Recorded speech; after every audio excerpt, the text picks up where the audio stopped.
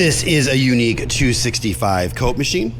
It's powered by a 3 horsepower Baller 208 230 460 volt motor, currently wired for 230 volt operation.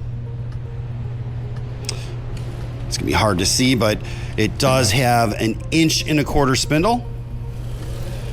The sled slides very nicely because we replaced all 4 Thompson bearings. Those Thompson bearings are $150 each, so $600 plus labor to replace those bearings, but it slides effortlessly. You do have 2 hold downs.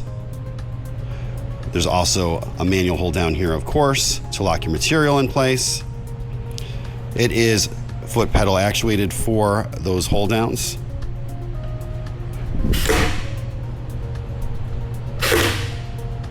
The right side of the pedal is going to actuate, the left side is going to release, and of course, it runs nice and quietly. We do have the top nut and spacers as well. If you have any questions or comments, you could reach us at info@360degreemachinery.com or give us a call at 630-229-6705.